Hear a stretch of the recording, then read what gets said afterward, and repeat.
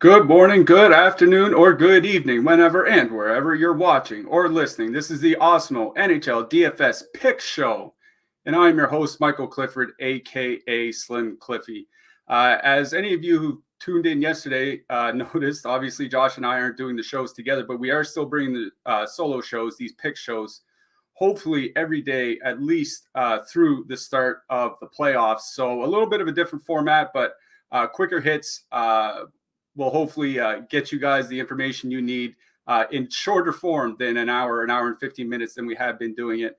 We are brought to you by Prize Picks. PrizePicks.com is a daily prop-based website. They run contests where you pick props, obviously for NHL, be things like shots and goals and things like that. If you want to jump on a Prize Picks, use the promo code Awesemo, AWESEMO, for a $100 first match deposit bonus. There are no sharks, there are no optimizers, and there are no mass entries. So it's a good way to familiarize yourself with some NHL if you don't want to jump into DFS right away. 5-player lineups can net up to 10x your entry fee. Use your knowledge across multiple sports for cross-sport entries. And you can download the app in the App Store, on Google Play, or on prizepicks.com. Use our free player props tools to help you make the best selections. To do that, head on over to oddshopper.com where we have NHL player props up, shots on goal, goals, things like that. You can shop across different sites for betting, but it is very useful for making your prize picks. And you can get 1 month free of Awesemo Plus Platinum when you sign up using the link in the description of this video and make a deposit at Prize Picks. You will receive an email within 24 to 48 hours to redeem your free month of Awesemo Plus Platinum. Stick around and we'll give you a couple prize picks to use for today a little bit later in the show. All right, we don't have a huge slate to work with here today. We are working just with a 5-game slate. A number of teams are on back-to-backs. As Josh mentioned, this time of year, there are players and teams, obviously, with nothing to play for. Some teams still do have something to play for.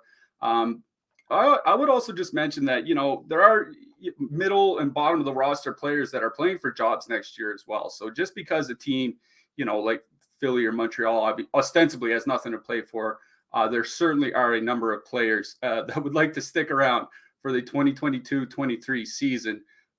So don't just bypass those non-playoff teams. Obviously, even tonight, there's a bunch of them playing each other, so you can't really do that. But don't just skip over them because there are still goals and shots to cover. So let's talk about this slate a little bit. We're going to start at the center position. Now, when we talk about centers, we have to touch on the New York Rangers first. The New York Rangers already made it clear that they're going to be sitting a bunch of players here tonight. They called up Mac Jones, Lieber Hayek, Justin Braun, Johnny Brodzinski, Julien Gauthier, Greg Mccabe. Capo Caco is expected to make his return. Now, they already said Andrew Kopp and Artemi Panarin are going to be out. I think Ryan Strome sits as well, and that would take out the entire second line because both McCabe and Brodzinski can play center. So maybe you see something, Mika Zibanejad as the top center, Philip Hedl coming in as the second line center, and then, McCabe and then Brodzinski or something like that. That's just my guess. We don't really know because they are on that back-to-back. So, as far as what the exact line combinations are going to be, we don't really know just yet.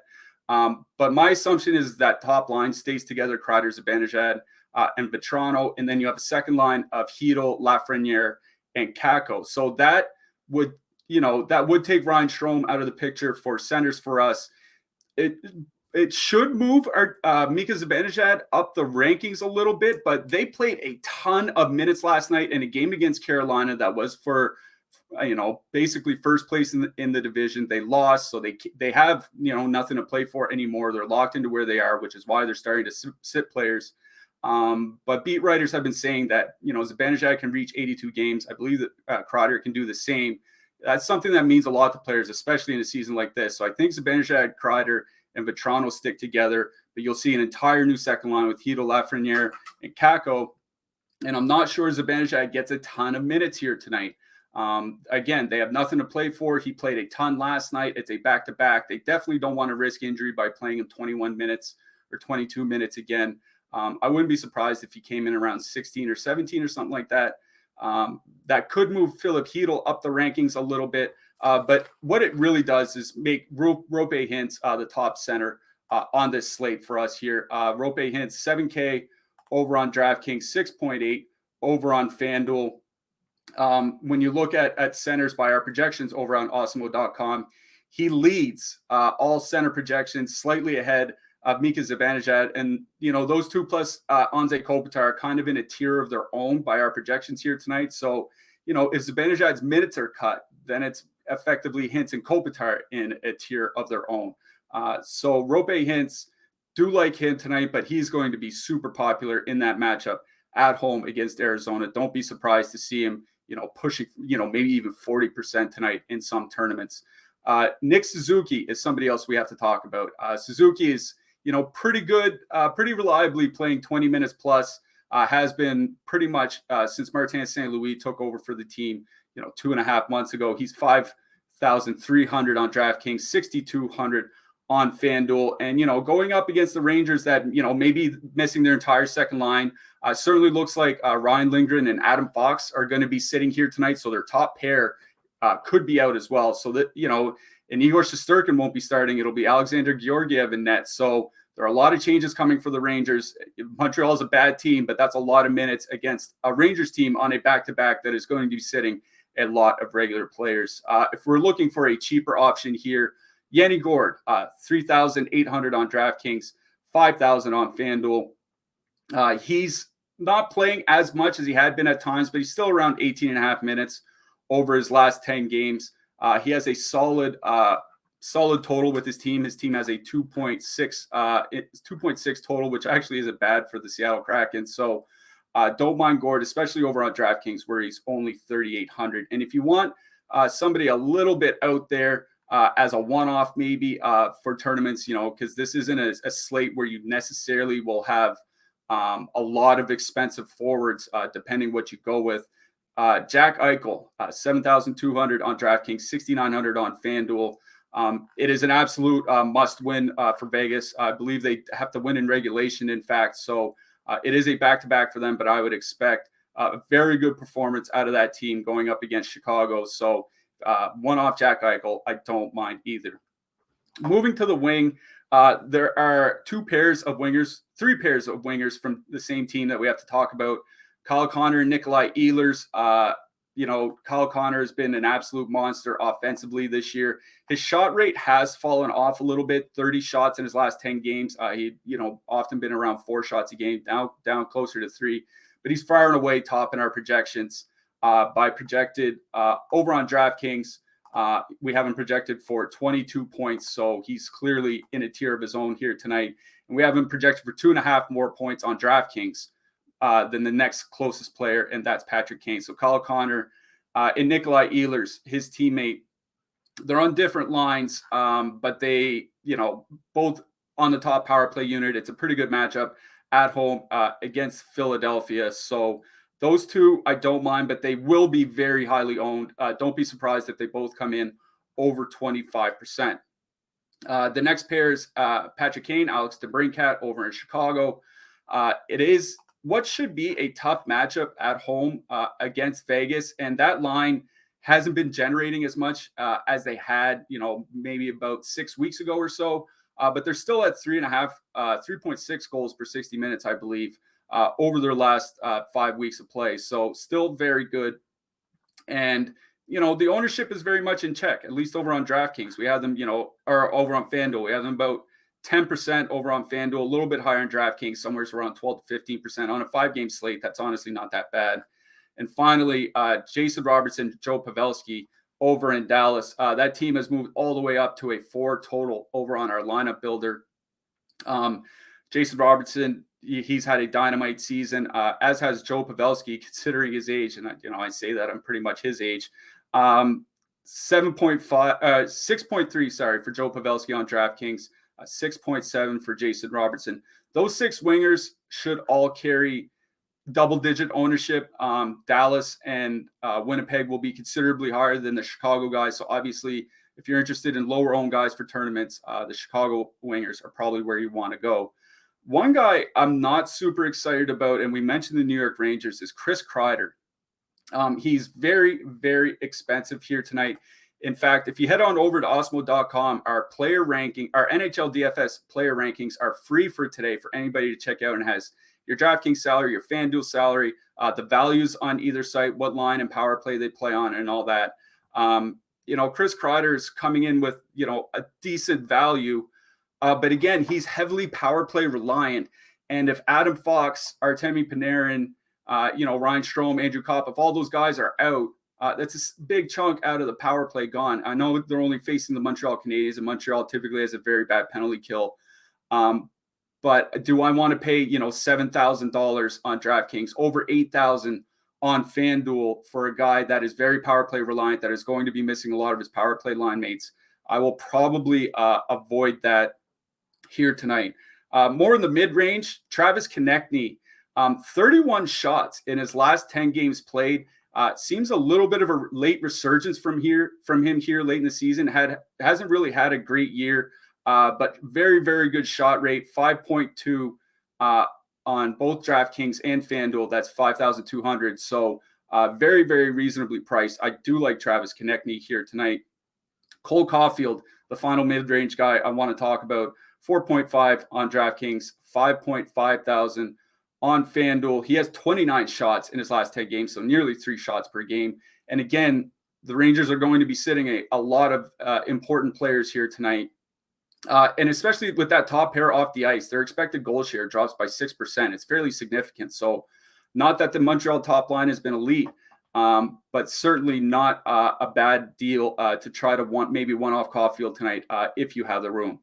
If you're looking for super cheap wingers, Dominic Kubalik, he actually leads the Chicago Blackhawks in individuals expected goals generated over the last 3 weeks. We have him projected for 8.9 points over on DraftKings at just 2,500, and his ownership is very much in check, single digits. So if you need a punt, don't mind Dominic Kubalik here tonight.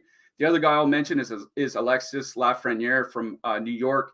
He should be on the second line with Philip Hito and Capo Caco. And again, I think they might see a fair bit of ice time here tonight with the second line out and probably the top line not playing near as many minutes as they normally do. And I think he also jumps to that top power play unit with so many open spots available. So while I wouldn't want to pay $7,000 for Chris Kreider, I think paying $2.5 for Alexis Lafreniere is just fine. On the blue line, Seth Jones got moved back to the top power play unit for Chicago in their last game, 6.1 on DraftKings, 6,000 on FanDuel, coming in around 15% ownership. I think that's just fine. Jacob Trouba is another expensive guy I want to talk about. Again, the Rangers power play might have trouble generating here tonight, but if Adam Fox is out, the assumption is that Jacob Trouba would take that role as he has at times this year with Fox out. We have to see if Trouba's even going to play himself. But, only 5,300 on FanDuel especially is a very good price for what might be a power play one defenseman playing a very bad team. So don't mind Jacob Trouba. If you want to get a little bit cheaper, Jake McCabe from Chicago, 3.6K on DraftKings. He has hit the block bonus in 39% of his games here so far this season. They're playing Vegas, a team that does typically generate a fair number of shots. So if you're playing on DraftKings, I don't mind Jake McCabe in that, kind of mid-range 3.6K. For the cheaper guys, Carson Soucy at 2.8K on DraftKings, 4,000 on FanDuel, running the power play for the Seattle Kraken. The power play isn't very good, but he probably should play around 20 minutes, projecting just fine for his price. If you're looking for much lower owned guys, Ronnie Attard from Philadelphia. He's not playing heavy minutes, but his offensive impacts in a small sample have been good since he's been called up. He's playing on the top pair with Ivan Provorov. Maybe he might get 17 or 18 minutes or something like that. Don't mind Ronnie Attard if you need a punt here tonight over on DraftKings. Janice Mosier would be the other guy that I wouldn't mind punting here tonight, but between the two, I think I would rather play Attard. Looking at our stacks here, Dallas 1 leads our top stacks by a lot. I don't think that should really surprise anybody considering the matchup and how much they score. They score such a large share of the Dallas Stars goals. So no problem using them here tonight. They have good leverage on DraftKings, less so on FanDuel because they're relatively cheaper, but it's a great spot. If they win this game, they lock a playoff spot. So, lots to play for them. So I don't mind that Dallas 1 line. If you're looking for an expensive line that'll come in much lower owned, it's Chicago 1, DeBrincat, Kane, and Strome. As I said, not generating as much lately, but still scoring 3.6 goals per 60 over the last 5 weeks. That's still very, very good. They're coming in, a quarter of the ownership on FanDuel of that top line from Dallas, about half the ownership over on DraftKings. And if you look at our lineup builder, we have them projected for 38 points, which is the 3rd highest, I believe, of any line here on the slate tonight. Actually, it's the 2nd highest of any line here on the slate tonight. So don't mind Chicago 1 if you want a much lower owned expensive line. If you're looking at the mid-range, Montreal's top line, I've already talked about Cole Caulfield, but again, with all those Rangers guys missing, Caulfield, Suzuki, add Mike Hoffman. He's bad defensively, but he can still shoot the puck, something wicked. So I do like that Montreal top line coming in around, somewhere between 9 and 15% on both sites, which is just fine for a mid-price line. If you're looking for another mid-price line, Los Angeles 2 coming in with absolutely no ownership here tonight.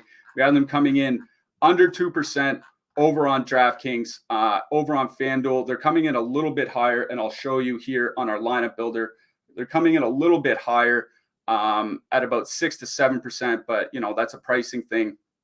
I don't mind Los Angeles 2. They've been one of the best offensive lines in the league on the season, like 3.9 expected goals generated on the year. They're just absolutely tearing apart the competition. They'll get the depth from Seattle, a very solid total from the Kings in a 3.4. It's only Deneau that gets top power play minutes, but you don't really stack the Kings for their power play anyway. And the Seattle penalty kill has been better. So I think we want to look at even strength here. If you're playing 20 max or something like that, I think you definitely want to sneak in a couple Los Angeles 2 shares. And finally, a cheaper line that I like here tonight is that Vegas 2nd line. Now, they did mix things up a little bit last night, but it should be fairly certain that Jack Eichel and Evgeny Dadonov skate together. They have been good together, generating goals.